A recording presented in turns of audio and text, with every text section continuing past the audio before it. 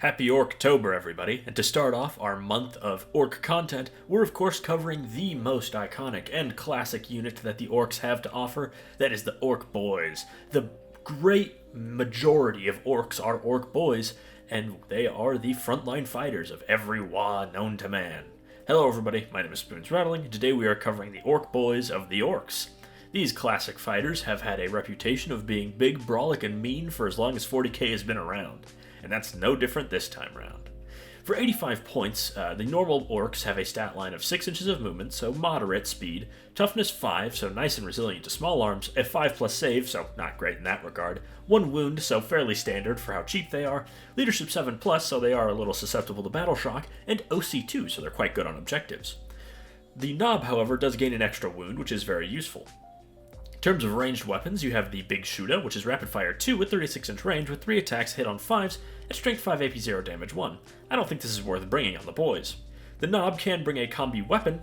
The combi weapon, of course, is Devastating Wounds, rapid fire 1, anti-infantry 4+, 24-inch range, 1 attack that hits on 5s at strength 4 AP 0 damage 1. Compared to most combi weapons, this one is better as it doesn't nerf your ballistic skill, but it's still not a good weapon.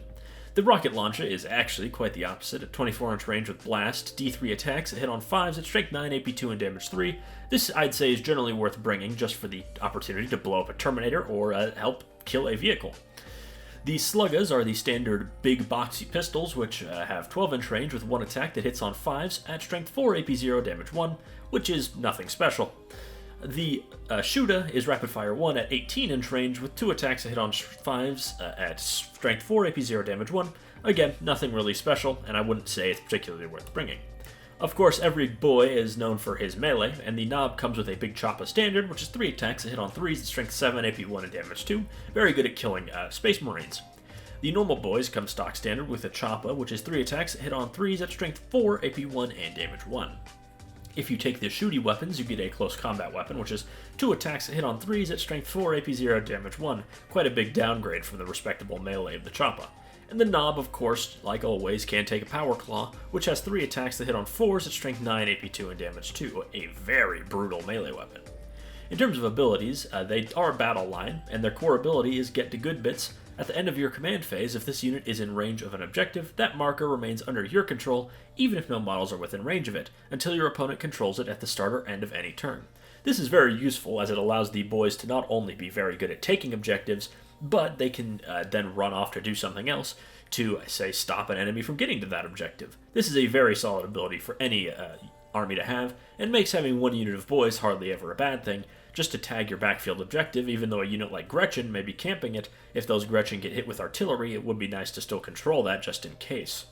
Overall, this is quite a good package for only 85 points. They're very fighty, pretty tough to certain weapons, and they do have great objective abilities. In terms of their loadouts, however, it's fairly standard. They come stock standard with a Slugga and Choppa, and the Boss Knob is equipped with a Slugga and Big Choppa. Any number of boys can have their Slugga and Choppa replaced with a Shooter and close combat weapon, not worth it. For every 10 models in the unit, 1 boy's Choppa and Slugga can be replaced with one of the following: 1 Big Shooter and 1 close combat weapon, or 1 rocket launcher and 1 close combat weapon. I'd say the rocket launcher is worth it. The Boss Knob's Big Choppa and Slugga can be replaced with 1 combi weapon and 1 close combat weapon, definitely not worth it. And the Big Choppa for the Boss Knob can be replaced by 1 Power Claw. This is very, very good, and you should generally do that, though the Big Choppa is not bad, the Power Claw is definitely much better. In terms of buffing options, the Big Mech prefers to be with more shooty units, though his melee isn't terrible, so he is useful with his saw if he wants to kill a vehicle or something. However, I wouldn't bring him most times. The Big Mech with Shock Attack Gun really prefers to sit way back and shoot with a unit like Ludas or Mech Guns, and he has no real melee to speak of, so I would not recommend him. The Mini Mech doesn't want to lead units in general, so I wouldn't bring him either. And the Pain Boy does have his uses mainly in Green Tide. With his Grot Orderly, he can make sure a unit stays above 10 models, and his Urdy range is actually surprisingly scary melee damage against all kinds of infantry, but especially 1 wound infantry. Things like Aspect Warriors will really not want to just take D6 mortal wounds, which would then devastate the squad. The War Boss brings a lot of muscle to the unit for cheap, though may prefer to being cheap and cheerful if you have a unit of knobs around that you could put the War Boss with instead. Of course, there is also the Weird Boy, who does allow for some repositioning shenanigans, which are useful to have in a lot of armies. And he does have his Ed Banger attack, which is very funny and gets a lot stronger with the Ork Boys around. To jump can be useful to punish an area as well should an enemy leave just a small spot for 10 boys to jump into, which can really put the pressure on early to go back and deal with that as they sweep through the enemy backline. Of course, next we have to discuss detachments, and the Ork Boys are generally pretty flexible. They're right at home in the War Horde. With their extra melee damage from the sustained hits, they will be very, very efficient at killing light and medium infantry. In terms of the big hunt, you'll generally want to run the Snagga Boys, unsurprisingly there, though the sticky objectives isn't going to hurt. And similar in the Cult of Speed, these guys could be useful to tag your home field objective and also then just go off and roam the midfield, but just only one unit, as knobs are a better choice for disembark and charge with a war boss. In terms of Dread Mob, they tend to use mass numbers of Gretchen, given that they get battle line there, but having some boys roaming around to tag objectives is really not going to hurt the army in any way that matters. In terms of Green Tide, they're of course the star unit there. You're going to be running a lot of these guys in Green Tide, lots of characters attached, you're going to be using a lot of points on them, so obviously it's not unlikely you'll be running 120 boys if you're using this detachment religiously.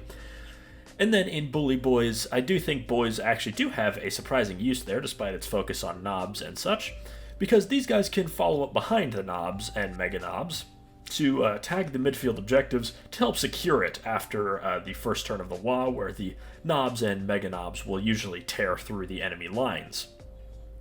In terms of where they're at their best, I'd say they're probably at their best in War Horde and unsurprisingly Green Tide, though Bully Boys is also in a close third, though I think they're all relatively even, as boys will in general have quite a bit of value in just their ability to lock down objectives and then, for example, have something else make sure they stay safe while they go off and stop enemies from retaking those objectives. In terms of their main competitors, it's the Snagga Boys, unsurprisingly. And the Snagga Boys cost a pretty cheaply 20 points more, but they do offer much more melee and similar durability given their feel no pain. If wanting to use boys as damage dealers, I would generally use Snagga Boys. But for your usual troop duties, boys excel at that, and they still do have very meaningful melee, so they're definitely good and very useful for the objective game. In my opinion, I believe both Snagga Boys and boys are both very useful and around the same point in sort of power level. It's really just a point of how do you want to invest and how do you want to use the unit, where they both have strengths and weaknesses in different ways. But that is their main competitor, unsurprisingly, is the only other battle line choice that has any actual muscle. And finally, we have how I would best use the Ork Boys. Unsurprisingly, as Ork Boys do make up the majority of most mobs of orcs in lore, they do their job pretty well in-game. They really do mess up light infantry, and medium infantry like normal Space Marines don't really want to be in melee with them either, and given their huge quantity of attacks, they'll stack saves on just about anything. If you really need to in a pinch, these guys can take the last few wounds off of something like a vehicle. They do exceptionally well on objectives, especially when jumping out of a truck or even a battle wagon if they're accompanying a unit like knobs, and there is the old adage in Warhammer that boys win fights and Gretchen wins games, which is certainly true this edition, and boys and Gretchen work in an almost yin and yang type of way. They work together, they're two sides of the same coin, right?